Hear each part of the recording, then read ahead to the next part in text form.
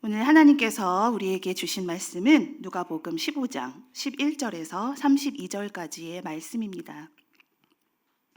누가복음 15장 11절에서 32절까지 저 한 절, 여러분 한 절 교독하신 후 마지막 절은 함께 읽겠습니다. 또 이르시되 어떤 사람에게 두 아들이 있는데 그 둘째가 아버지에게 말하되 아버지여 제산 중에서 내게 돌아올 분깃을 내게 주소서 하는지라. 아버지가 그 살림을 각각 나눠 주었더니 그 후 며칠이 안 되어 둘째 아들이 재물을 다 모아가지고 먼 나라에 가 거기서 허랑방탕하여 그 재산을 낭비하더니 다 없앤 후 그 나라에 크게 흉년이 들어 그가 비로소 궁핍한지라. 가서 그 나라 백성 중 한 사람에게 붙여 사니 그가 그를 들로 보내어 돼지를 치게 하였는데 그가 돼지 먹는 쥐엄 열매로 배를 채우고자 하되 주는 자가 없는지라. 이에 스스로 돌이켜 이르되 내 아버지에게는 양식이 풍족한 품꾼이 얼마나 많은가. 나는 여기서 주려 죽는구나. 내가 일어나 아버지께 가서 이르기를 아버지 내가 하늘과 아버지께 죄를 지었사오니 지금부터는 아버지의 아들이라 일컬음을 감당하지 못하겠나이다. 나를 품꾼의 하나로 보소서 하리라 하고 이에 일어나서 아버지께로 돌아가니라. 아직도 거리가 먼데 아버지가 그를 보고 측은히 여겨 달려가 목을 안고 입을 맞추니 아들이 이르되 아버지 내가 하늘과 아버지께 죄를 지었사오니 지금부터는 아버지의 아들이라 일컬음을 감당하지 못하겠나이다 하나 아버지는 종들에게 이르되 제일 좋은 것을 내어다가 입히고 손에 가락지를 끼우고 발에 신을 신기라. 그리고 살진 송아지를 끌어다가 잡으라. 우리가 먹고 즐기자. 이 내 아들은 죽었다가 다시 살아났으며 내가 잃었다가 다시 얻었노라 하니 그들이 즐거워하더라. 맏아들은 밭에 있다가 돌아와 집에 가까이 왔을 때에 풍악과 춤추는 소리를 듣고 한 종을 불러 이 무슨 일인가 물은데 대답하되 당신의 동생이 돌아왔음에 당신의 아버지가 건강한 그를 다시 맞아들이게 되므로 인하여 살진 송아지를 잡았나이다 하니 그가 노하여 들어가고자 하지 아니하거늘 아버지가 나와서 권한대 아버지께 대답하여 이르되 내가 여러 해 아버지를 섬겨 명을 어김이 없거늘 내게는 염소 새끼라도 주어 나와 내 벗으로 즐기게 하신 일이 없더니 아버지의 살림을 창녀들과 함께 삼켜버린 이 아들이 돌아오매 이를 위하여 살진 송아지를 잡으셨나이다. 아버지가 이르되 예 너는 항상 나와 함께 있으니 내 것이 다 내 것이로되 이 내 동생은 죽었다가 살아났으며 내가 잃었다가 얻었기로 우리가 즐거워하고 기뻐하는 것이 마땅하다 하니라. 아멘.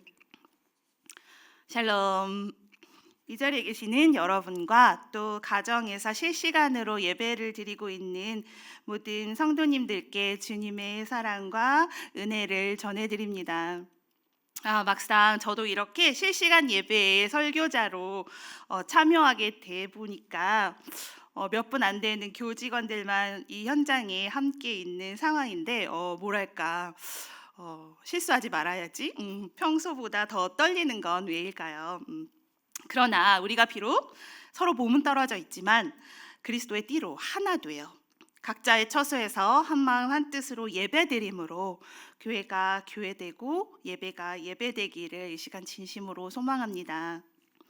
현재 우리는 코로나19라는 전 세계적인 전염병으로 인해 여러 가지 삶의 모습이 참 많이도 달라져 있음을 느낍니다.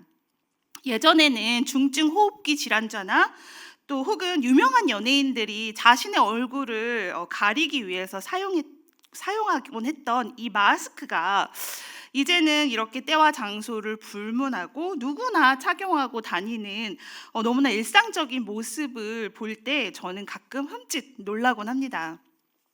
오히려 마스크를 착용하지 않으면 눈치가 보이기까지 해요. 게다가 마스크 없이 콜록콜록 기침이라도 한다 치면 무슨 대역죄인을 보는 듯하는 따가운 시선을 느끼곤 합니다. 물론 우리 교직원들 이야기는 아닙니다.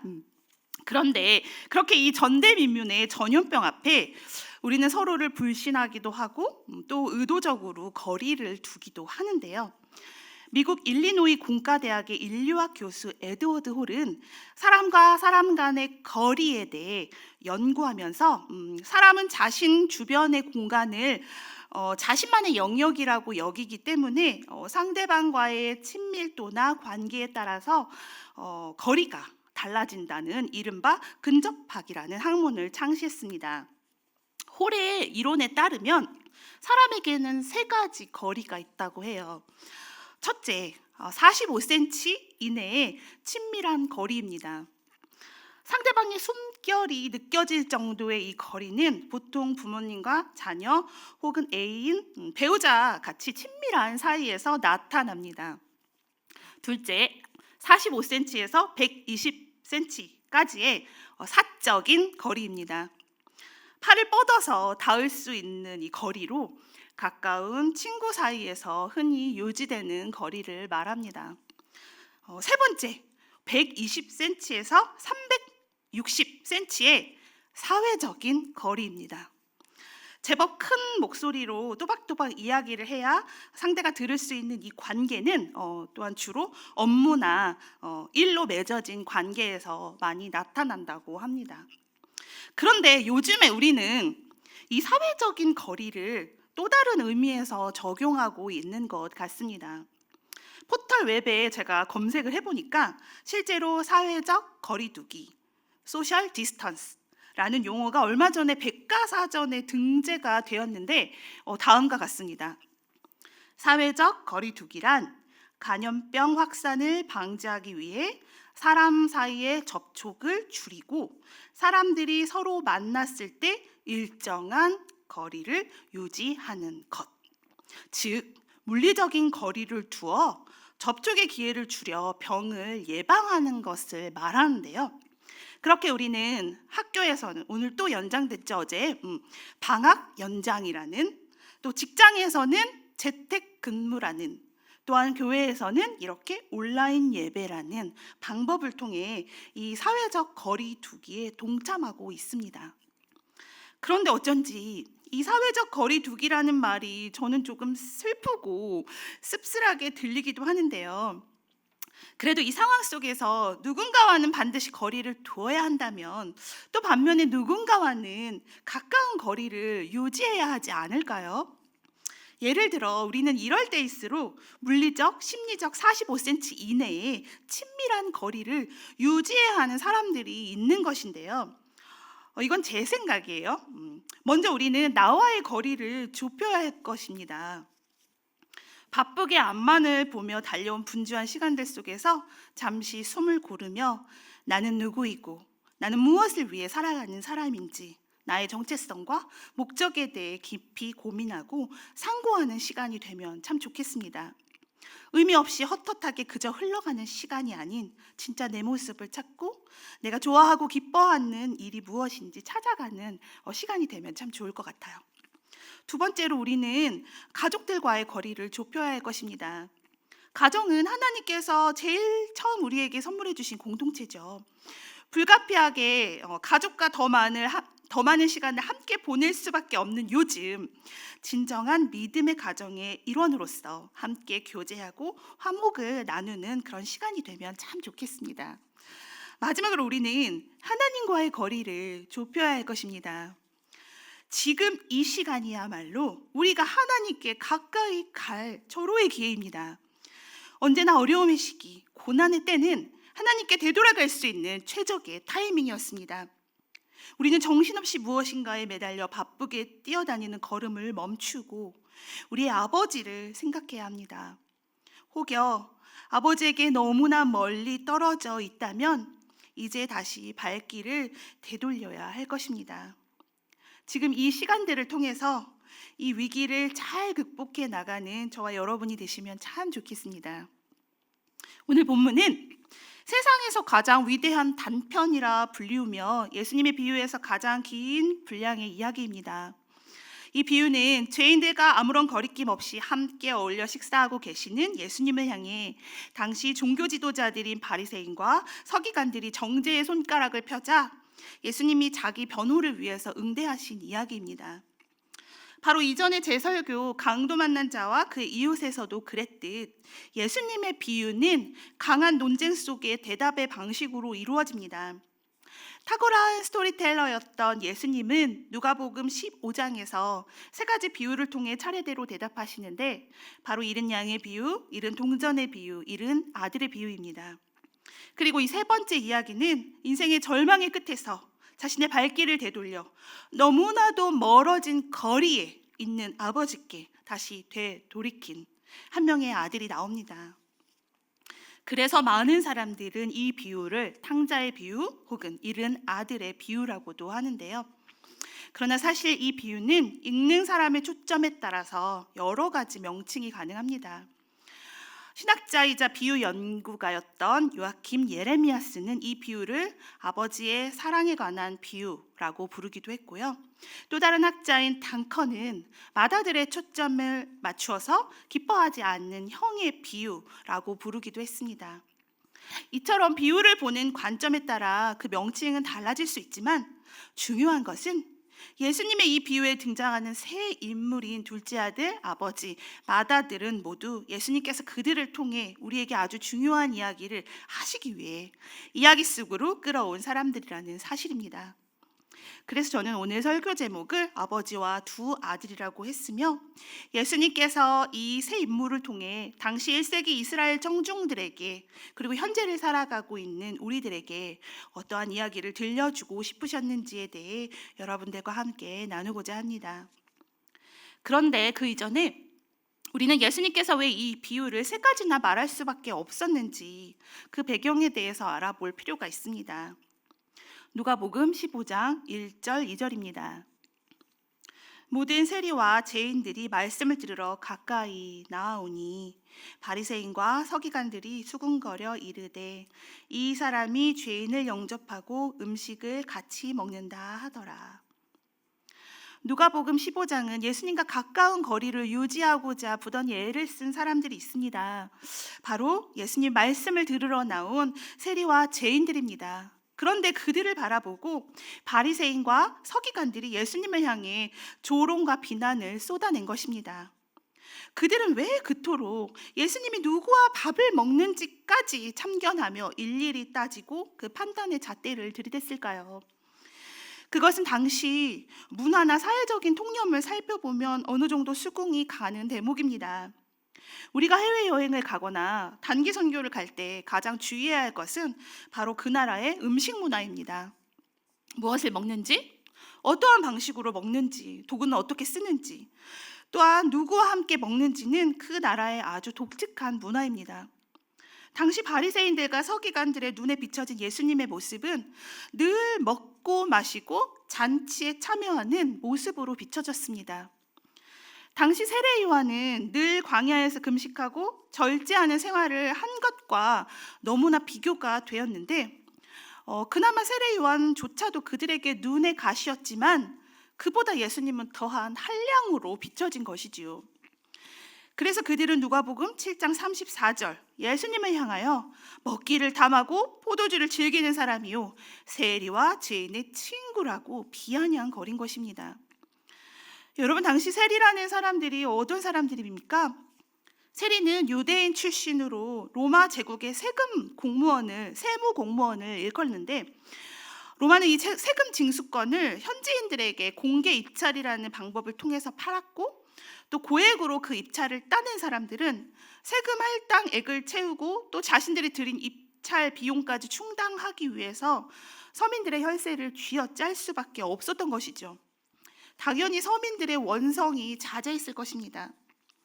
또한 그들이 말한 죄인들은 주로 창기와 강도 같은 윤리적으로 부도덕한 죄를 지은 사람들로 철저히 사회적으로 매장당하고 무시당하고 모욕당하는 존재들이었습니다. 그런데 바로 예수님께서 그런 자들과 함께 스스럼 없이 밥도 먹고 식탁 교제를 나눈 것이지요. 오늘날도 마찬가지지만 1세기 당시 유대 문화에서 누군가와 함께 떡과 빵을 뗀다는 것은 그 사람과 생명을 함께 나눈다는 문화적인 행동이었습니다. 그래서 누구의 식탁을 초대받느냐, 이것은 그 사람의 명예에 아주 중요한 일이었다고 합니다. 또한 이 식탁 문화, 음식 문화만큼 당시 바리새인들이 집착하리만큼 아주 중요하게 생각했던 것이 바로 율법 중 정결법 규례였습니다. 그들은 율법을 철저하게 지켜냄으로써 자신들을 이방인으로부터 스스로 구별한다고 자부심을 가진 사람들인데, 나의 몸을 외부 세계로부터 구별하고 신체를 통해 들어오고 나가는 그런 기관들, 즉 입, 피부, 생식기 등에 관련된 정결 규례를 또한 아주 엄격하게 지켜내고는 했습니다. 거룩하고 속된 것, 정하고 부정한 것들을 정하여서 이스라엘 백성들과 이방인들을 철저하게 구별하고 경계했으며, 정결법을 지키지 않은 사람들과는 당연히 음식을 나누지 않은 것이지요. 그런데 예수님께서 그 정결법 규례를 자꾸 어기고 눈엣 가시처럼 행동하는 거예요. 얼마나 못마땅하고 얄미웠겠어요. 그렇게 비춰진 예수님의 모습은 사회 부적응자요, 일탈자요, 한마디로 망나니였던 것이에요, 그들에게는.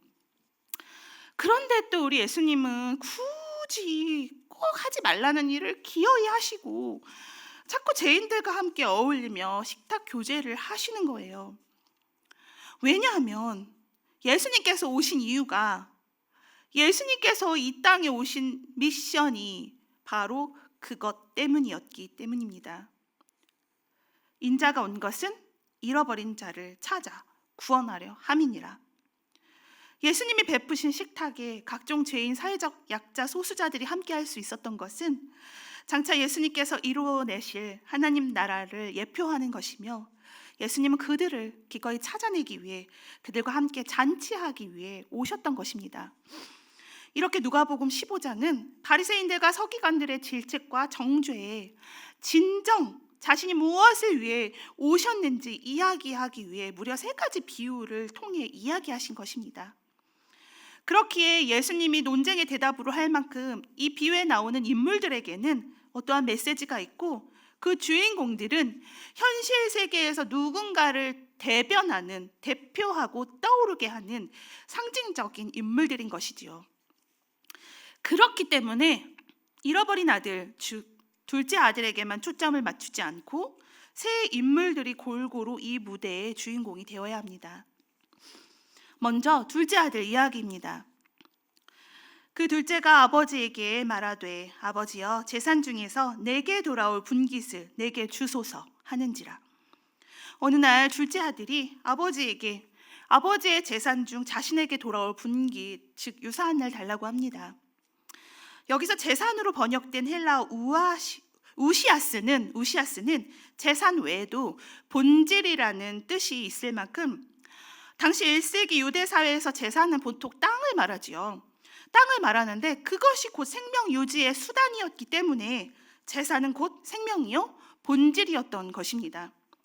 그런데 당시 문화에서 아버지가 사망할 때 맏아들은 둘째 아들보다 재산의 2배를 받도록 되어 있는데, 그마저도 아버지가 죽거나 죽기 직전에 유산 상속이 이루어지는 것이 일반적인 통례였습니다. 그런데 이 둘째라는 아들은 멀쩡히 살아 계시는 아버지께 자신의 유산을 요구하고 있는 것이에요. 이것은 아버지 언제 죽으세요? 빨리 좀 죽어주세요. 이와 같은 아주 불효막심한 언행이었던 것입니다. 그렇게 빼앗듯 물려받은 재산을 가지고 그는 과연 무엇을 하려고 했을까요? 13절, 그 후 며칠이 안 돼요. 둘째 아들이 재물을 다 모아가지고 먼 나라에 가 거기서 허랑방탕하여 그 재산을 낭비하더니, 아들은 그 재산을 가지고 이내 먼 나라로 떠납니다. 부동산인 분깃을 받아 떠날 수 있었던 것은 아마 그 재산을 현금화했을 것이고, 며칠 안 되어서 떠났기에 헐값에 대충 넘겨받았을 것입니다. 그렇게 그는 도망치듯 훌훌 아버지의 품을 떠나 먼 나라로 가게 됩니다.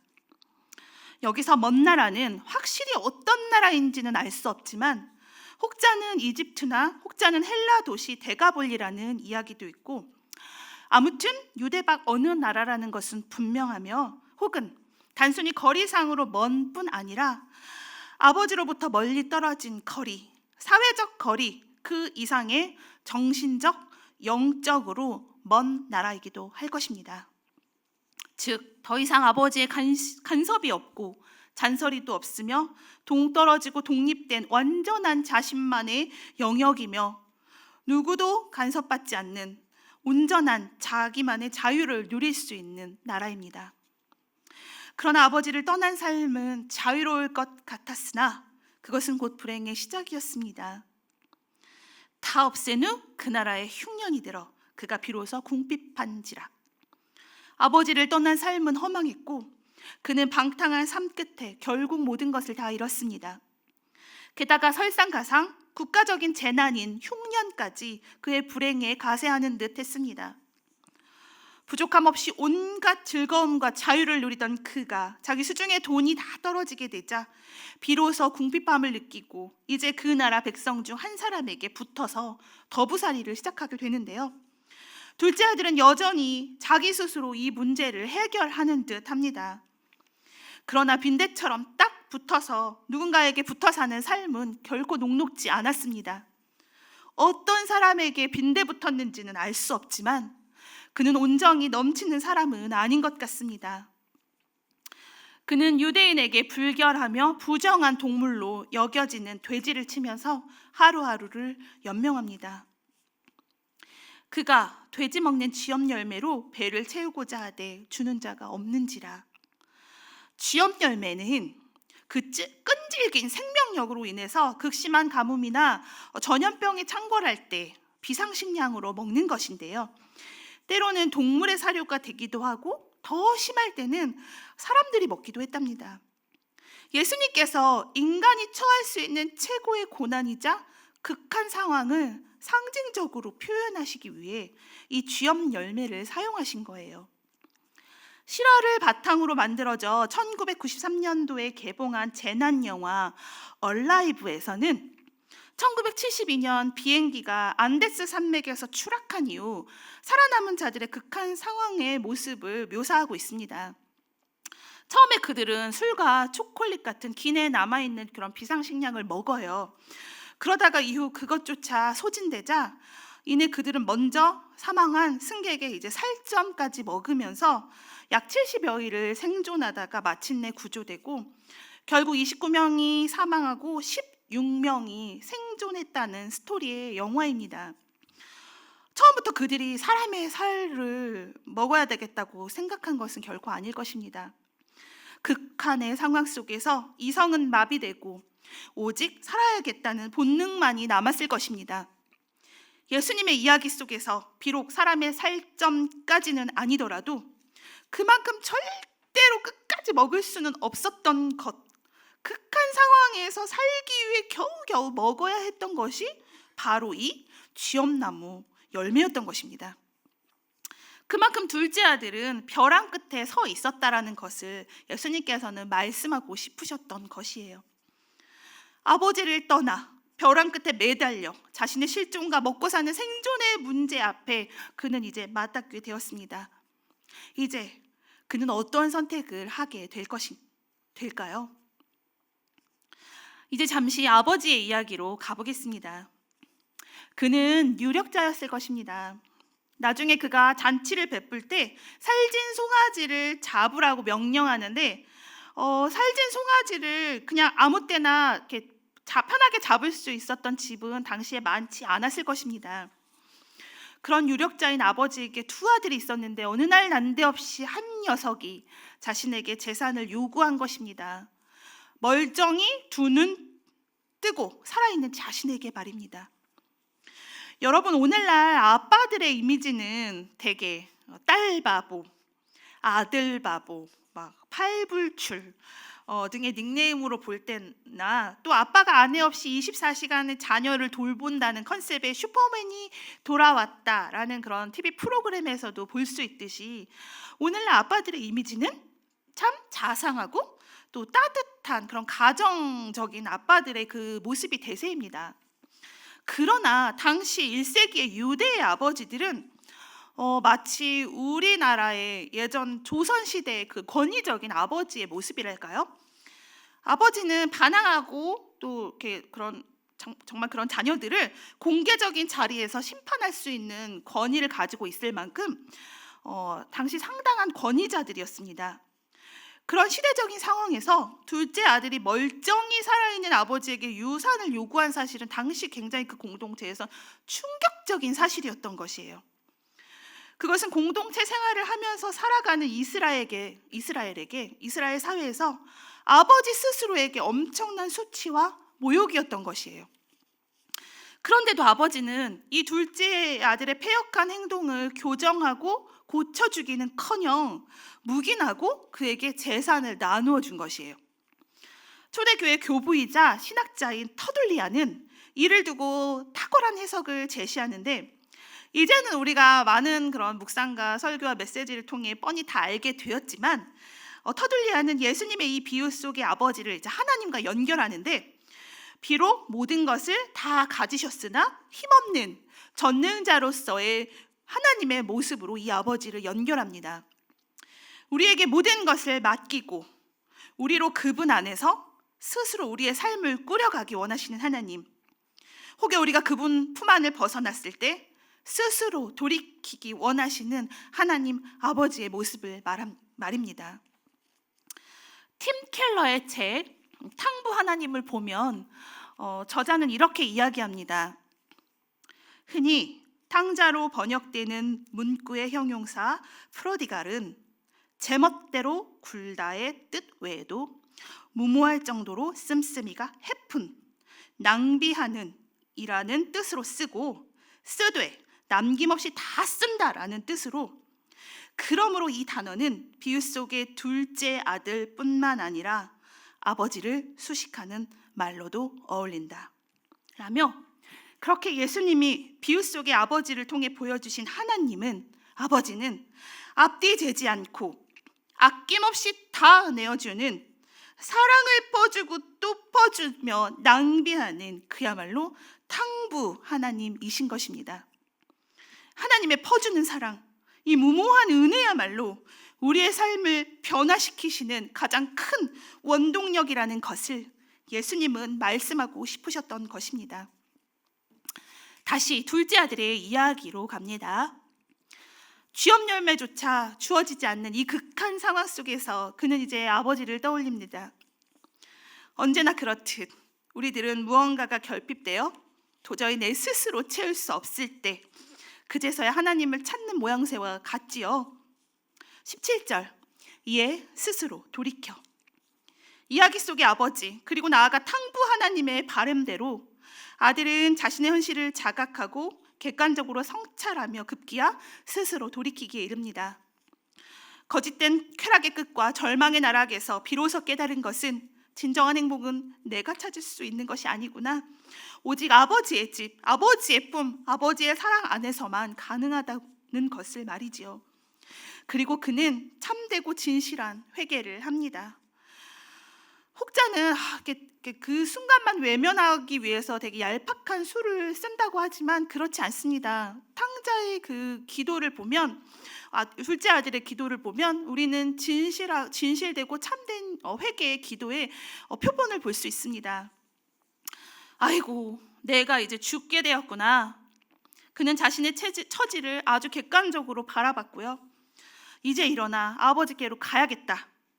자신의 의지를 들여서 회개를 했고, 아버지, 제가 하늘과 아버지께 죄를 지었어요 하면서 자신의 죄를 모두 말씀드렸으며, 이제 아들은 고사하고 나를 품꾼으로나마 써달라고 말씀드려야겠다 라며 자신의 처지를 인식하고 겸손함으로 무릎을 꿇습니다. 그렇게 그는 스스로 돌이켜 자신의 죄를 뉘우친 후 이제 결단하여 일어납니다. 이제 일어나서 아버지께로 돌아가니라. 호언장담하며 떠나온 자리였는데 거짓골을 하며 다시 되돌아가는 그 모습이 얼마나 비참하고 자존심 상했을까요? 쉽사리 발걸음이 떼어지지 않았을 것입니다. 터벅터벅 한 걸음 한 걸음 힘없이 나아가는데 아직도 거리가 먼데 아버지가 그를 보고 치긴이 여겨 달려가 목을 안고 입을 맞추니 20절, 언제부터 그 자리에서 기다렸을지 모를 아버지, 저 멀리 저 멀리서 아버지가 한 걸음에 달려옵니다. 20절에서 달리다라는 뜻으로 사용된 트레코라는 단어는 경기장에서 다름질할 때 사용되는 단어입니다. 그냥 일반적으로 달리는 수준이 아니라 쌩쌩 내달렸다라는 표현이 훨씬 더 잘 어울릴 것입니다. 당시 하인이나 신분이 낮은 사람들이 아니면 좀처럼 뛰는 일이 없었는데 체면불구하고 아버지가 냅다 아들에게 달린 것입니다. 또한 측인이 여기다라는 뜻의 스플랑크니조마이라는 단어는 창자에서부터 끌어오르는, 내장에서부터 끌어오르는 애틋함과 간절함이 절절한 상태라는 뜻으로, 그렇게 아버지는 애끓는 마음으로 다시 돌아온 아들을 향해 내달린 것도 모자라 그를 얼싸안고 입을 맞추며 그를 맞이합니다. 차마 예상하지 못한 아버지의 반응에 어안이 벙벙해진 아들은 준비해온 반성문을 이제 읽기 시작합니다. 아버지, 제가 하늘 하나님과 아버지께 죄를 지었습니다. 정말 잘못했어요. 이제 저는 아들도 아니에요. 아니, 아들이 될 자격도 없어요. 여기까지만 말했는데 아버지가 그의 말을 가로막고 헐레벌떡 뒤를 따라온 하인들에게 불효령을 내립니다. 야, 너희들아, 니네 뭐하냐? 내 아들 지금 안 보이냐? 빨랑 가서 제일 좋은 옷을 입히고 손에 가락지를 끼워주고 신발에 신겨주어라. 어서 빨리 당장! 22절에 비록 빨리라는 부사가 표현되어 있지는 않지만 원문에는 재빨리라는 뜻의 타퀴가 들어있기에 아버지는 이 모든 일을 신속하게 빨리 지금 당장 준비하라고 명했던 것으로 생각하시면 됩니다. 아들을 존귀하게 여긴 아버지는 아들이 담지 마음속으로만 참회했을 뿐 입 밖으로 준비한 반성문을 모두 다 읽지도 않았는데 즉각적으로 그를 용서하고 아들의 신분을 회복시켜 주신 것입니다. 아버지가 명한 제일 좋은 옷과 가락지, 신발은 그의 신분을 아들로서, 품꾼이 아닌 아들로서 회복시켜 주신다는 상징적인 의미입니다. 아버지는 아무런 대가 없이 이전에 아들이 가졌던 모든 지위를 그리고 권리를 완벽하게 복권시켜 주셨습니다. 그런데 여기서 그친 것만이 아닙니다. 23절, 그리고 살진 송아지를 끌어다가 잡으라. 우리가 먹고 즐기자. 이 내 아들은 죽었다가 다시 살아났으며 내가 잃었다가 다시 얻어노라 하니 그들이 즐거워하더라. 아버지는 사인들에게 두 번째 지시인 살진 송아지를 잡아 잔치를 열 것을 지시합니다. 당시 살진 송아지는 어림잡아서 100명에서 200명은 먹을 수 있는 분량이었다고 합니다. 아버지는 아들이 돌아온 것을 동네방네 자랑하며 이전에 그 공동체에서 낙인 찍힌 천하의 나쁜 놈 혹은 폐류나 혹은 죽은 것이나 다름없었던 아들의 신분과 명예를 공개적인 자리에서 회복시켜 주고자 함이었던 것입니다. 그 잔치는 아들과 아버지의 화해의 자리이자 아들과 공동체의 화해의 자리였기도 했던 것입니다. 그렇게 그들은 함께 모여 말씀처럼 모두가 즐거워했습니다. 그러나 그 기쁨의 잔치에 즐거워하지 못하고 참여할 생각도 없었던 한 사람이 있었는데 그것은 바로 맏아들이었습니다. 이제 맏아들의 이야기로 함께 가보겠습니다.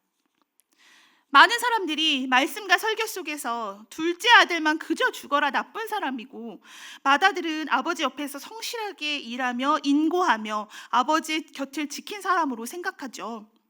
그러나 우리가 알고 있는 것과 형의 진짜 모습은 사뭇 다릅니다. 형은 먼저 동생의 터무니없는 유산 상속 요구에 침묵했습니다. 그리고 그는 동생의 패륜적인 행동을 묵인한 것을 넘어 동생이 유산을 받을 때 그냥 옆에서 슬그머니 자신의 몫까지 챙기지요.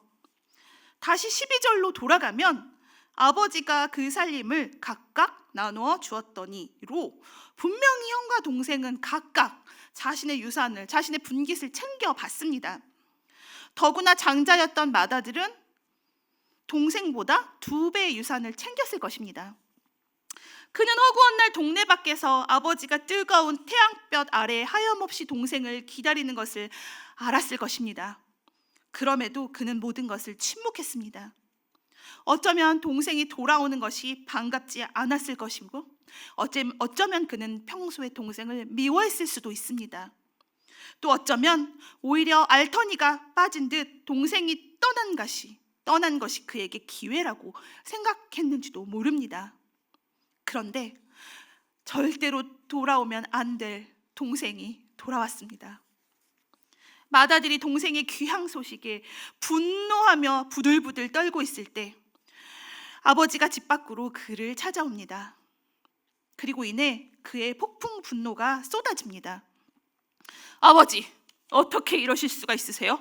저는요, 여러 해 동안 아버지를 섬기고 아버지가 하라는 대로 다 했는데 제게는 염소 새끼 한 마리도 안 주시더니 온갖 더러운 짓 다 하고 돌아온 저 녀석에게는 살질 송아지를 잡으셨네요.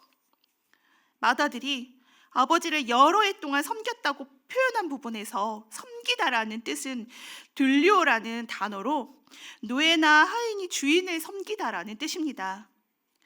그는 둘리오라는 표현을 함으로써 무심결에 그동안 아버지를 섬기고 모셔왔던 것이 하인으로서 아버지를 대한 마음임을 그만 노출시킨 것입니다. 아버지는 분명 그를 아들로 생각했건만 맏아들은 그저 자신이 모시고 섬겨야 할, 의무적으로 모셔야 할 주인 정도로 아버지를 생각한 것이죠. 그에게 자신과 아버지의 거리는 가족이 느끼는 친밀한 마음의 거리가 아니었습니다. 그에게 동생 역시 용납하고 용서하고 사랑해야 할 동생이 아닌 정죄하고 비난해야 할 대상이었던 것입니다. 여러분, 결국 이 아버지는 두 명의 아들 모두를 잃어버린 상태였던 것입니다. 그리고 예수님은 비로소 당시 이 이야기를 듣는 유대인들로 하여금 둘째 아들은 세리나 죄인 혹은 이방인, 나아가 감당할 수 없는 큰 은혜와 사랑으로 죄를 돌이킨 자들이며 맏아들은 이런 은혜를 못마땅히 여기는 바리새인들 그리고 서기관들, 나아가 목이 굳은 유대인이라고 알게 하셨습니다. 그리고 더 나아가 지금 이 이야기를 듣고 있는 우리들에게 둘째 아들은 아버지를 떠난 자들이요 도저히 은혜를 감당할 수 없는 죄인들이며 맏아들은 자신만의 생각과 주장으로 목이 곧은 교만한 신앙인들, 종교주의자들, 먼저 믿었으나 완악해진 자들, 모든 것을 다 가졌으나 그 기쁨을 온전히 누리지 못하는 자들임을 깨닫게 하고 계시는 것입니다. 그렇다면 여러분, 지금 여러분과 하나님의 거리는 어떻습니까? 아버지 집을 멀리 떠나 있는 아들이십니까? 아니면 집 안에 계시는 아들이십니까? 아마도 이 예배의 자리에 있는 분이시기에 집 밖은 아니실 테고, 그렇다면 집 안에 있으면서도 여전히 잃어버린 아들이 아닌지 깊이 생각해 보는 시간이 되시면 좋겠습니다. 탕부 하나님에서 팀 켈러는 형 부류의 사람들의 특징에 대해 다음과 같이 기술합니다. 형 부류의 사람들은 삶의 상황에 대해 속에서 분노가 들끓고 쓰라린 원한이 오래가고 인종이나 종교나 생활 방식이 다른 이들을 얕보고 기쁨 없이 고역에 시달리듯 살아가며 기도 생활에 친밀함과 기쁨이 별로 없다. 또 정서불안이 심해 남의 비판과 거부에 대해서는 과민한 반면 남을 정죄할 때는 가차없이 냉혹하다. 저 역시 수년간 하나님을 위해 살아왔고 또 살아왔다고 생각했습니다. 그런데 그것은 아버지와 딸이 누리는 친밀한 거리가 아닌 마치 고용된 사람으로서 해야 할 임무들을 완수하는 느낌이었을 것입니다. 부끄럽게도 사역을 하고 있는 지금 이 순간에도 때로는 기쁨 없이 때로는 불안한 마음으로 이것이 맞는 것인가? 잘 가고 있는 것일까? 잘 하고 있는 것인가? 끊임없이 확인하며 하나님의 인정을 구하기도 합니다. 그러다가 나보다 더 열심이지 않은 사람이 때때로 하나님의 인정을 받아 때로 소위 눈에 보이는 축복을 받는다 싶으면 저도 모르게 속에서 분노와 질투의 마음이 일어납니다. 하나님, 제가 이렇게까지 했는데 저한테 어떻게 이러실 수가 있으세요? 그러나 그것은 어디까지 저의 의였습니다. 내가 이렇게까지 했는데 라는 저의 만족이었습니다. 하나님의 마음과 중심, 그분이 정말로 원하는 것이 무엇인지 모른 채 스스로 의에만 빠져 만족하며 살아오던 삶이었습니다. 그렇게 저는 확실히 집안의 탕자가 맞는 것 같습니다. 그러나 이제 우리 하나님, 우리 아버지가 말씀하십니다. 31절, 32절. 예, 너는 항상 나와 함께 있으니 내 것이 다 내 것이로되 이 내 동생은 죽었다 살아났으며 내가 잃었다가 얻었기로 우리가 즐거워하고 기뻐하는 것이 마땅하다. 예수님의 비유 이야기 속 그 잔치에 마다들이 끝내 기쁨으로 참여했는지 여부는 예수님께서 말씀해 주지 않으셨습니다. 그러나 형을 가리키는 인물인 바리새인과 서기관들이 끝내 회개하지 않고 예수님을 십자가에 못 박게 하는데 주동했다는 사실을 미루어 볼 때 그들은 끝내 아버지가 사랑과 인자함으로 끝까지 권한 그 잔치에 기쁨으로 참여하지 않았을 것입니다. 그렇다면 오늘을 살아가면서 집 안에 있지만 여전히 잔치의 기쁨에 참여하지 못하고 있는 사람들이 있다면 더 늦기 전에 아버지의 간구를, 아버지의 마지막 간구를 놓치지 않고 아버지가 베푼 기쁨의 잔치에 꼭 참여하는 저와 여러분이 되시기를 소망합니다. 사랑하는 오픈뜻 덕수교회 성도 여러분, 오늘날 하나님의 집 안에조차 수없이 많은 형들이 있습니다. 그들이 가진 것이 얼마나 많은지, 그리고 이미 하나님 나라의 그 모든 것들을 완벽하게 누리고 있음에도 불구하고 그것을 알지 못하고 불평하고 정죄하고 또 더 많이 누리고 싶어하는 수많은 형들 말입니다. 그리고 그 형들로 인해 어떤 동생들은 하나님의 집을 쓸쓸히 떠납니다. 하나님의 은혜로 다시 되돌아오는 동생들도 있지만 영영 끝내 돌아오지 않는 동생들도 참 많이 있습니다. 형들이 넘쳐나는 이 교회에서 동생들을 타지로 내모는 것이 바로 내가 아닌가 생각하는 시간이 되면 참 좋겠습니다. 나를 통해 수많은 가련한 동생들이 아버지를 못 보는 것은 아닌지, 아버지의 속성을 사랑의 아버지를 오해하게 하는 것은 아닌지 생각해 보는 시간이 되면 참 좋겠습니다. 중요한 것은 집 밖의 탕자이든 집 안의 탕자이든 우리는 모두 우리 스스로를 구원할 수 없는 잃어버린 자들이라는 것입니다. 우리가 우리 스스로 잃어버렸다라는 사실을 인지하는 것부터 하나님의 은혜는 시작됩니다. 그리고 우리가 우리 스스로를 잃어버렸다는 사실을 알기도 전에 우리 주님이 먼저 우리를 찾아내실 것입니다. 그 모든 것을 걸고서라도 우리를 반드시 찾아내시어 잔치를 베풀어 주실 것입니다.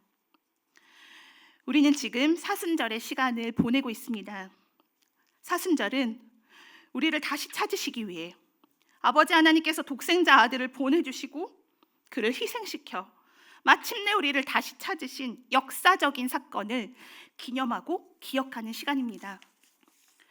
코로나19라는 전염병을 막기 위해 일부러 사회적 거리를 두는 지금 이 시기이지만 반면에 우리는 영적으로 죽는 것을 막기 위해 또한 우리 인생 자체가 무의미해지는 것을 막기 위해 일부러라도 기꺼이 반드시 하나님 아버지와의 거리를 좁혀내야 합니다. 하나님과 가까워지기 딱 좋은 이 고난의 시간이 오히려 아버지께로 다시 되돌아가는, 그래서 다시 친밀한 거리를 유지하는 참된 은혜의 시간이요 소망의 시간이 되시기를 예수님의 이름으로 축복합니다. 아멘.